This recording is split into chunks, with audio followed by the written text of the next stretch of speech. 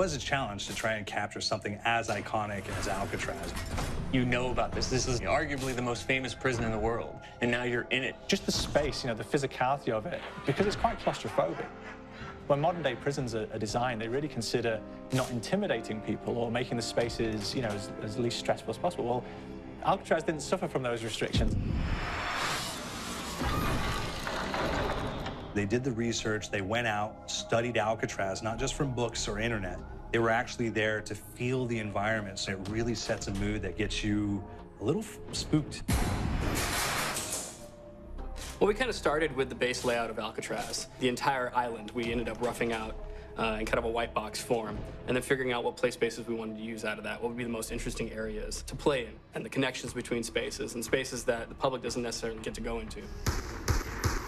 We really did a lot of pushing to really enhance that psychological horror aspect that we're really looking for. And this is a really good opportunity to really tell something special.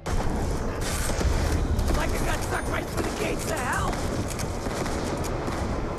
This time around, I feel like it's been identified that there are these side missions that you're going to go out and try to accomplish. Al and the rest of the groups put together this escape plan, but the point is to get the parts and assemble this plane so they can get off the island. We did something new for the first time. We have actually contextual music that goes off. So that's a first for zombies. And it's all based around this horror thriller aspect. Every location will have a specific stinger that you hear when you find it, when you discover it, when you start unraveling the story. We start building on the music that you're hearing, and it's really enhancing that experience and going along with it in parallel.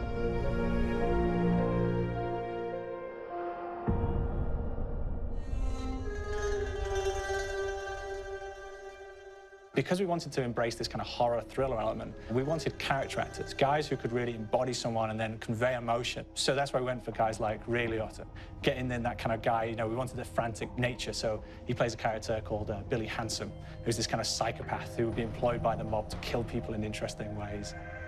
Chaz Palminteri, he plays a guy called Sal DeLuca, an old mob boss.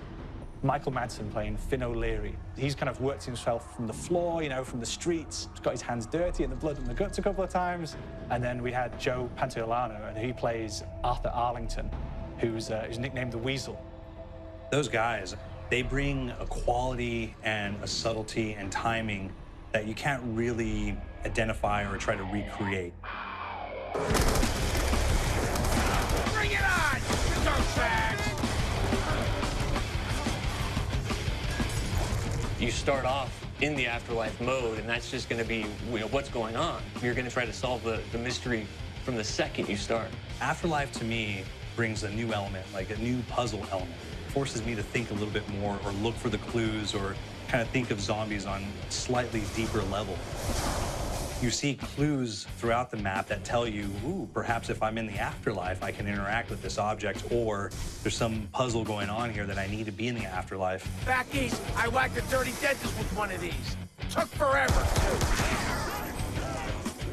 Alcatraz has a Civil War kind of fort background before it turned into a penitentiary. And so we had this kind of backstory, the idea that the warden would have collected Civil War weaponry. And one of them is a blundergat. It's a fictional weapon, but the idea of the combination between a blunderbuss and a Gatling gun. And possibly, there might be a way of upgrading it to a more fantastical weapon that the players may find. We all gotta go sometime. You just went now. There's one main zombie, one big zombie that's going to come through and wreak havoc on your life.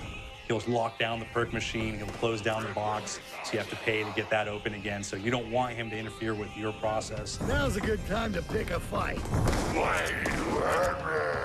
It's a fun challenge. It keeps things moving forward. In terms of perks, we have a new perk called Electric Cherry. When you reload, it gives a shock around, which scales over time. Who's asking for it, these balls? There's so much to experience in this map. Every time I play it, there's a new tactic to take, a new experience, a new objective to go for. But there's also this layer of things that we aren't exactly exposing to the players right off the bat and will need to be discovered. Don't let me go. Is it the calling we hear?